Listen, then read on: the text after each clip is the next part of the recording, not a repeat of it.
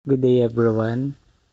Ngayon, ituturo ko sa inyo kung paano nga ba ayusin ang problem sa BPI application kapag ini-install natin sa ating Huawei cellphone. Una nating gawin ay install natin ang BPI application sa ating Huawei cellphone.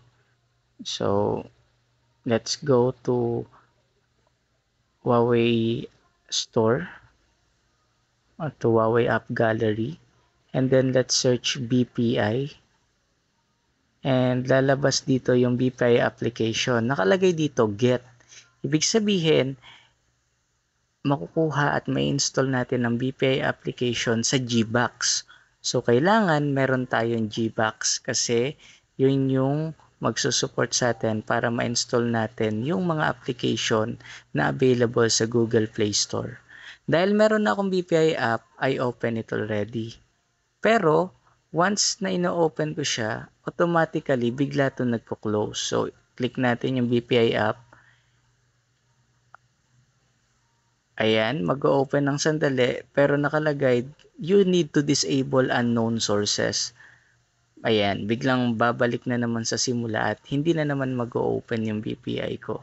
So, hindi tuloy-tuloy mag-open yung BPI. So, anong bang dapat gawin? Una, punta tayo sa settings, and then punta tayo sa security, and then click more settings, and then click install apps from external sources. Dahil nasa Gbox yung BPI natin, click natin yung Gbox. Let's click Gbox.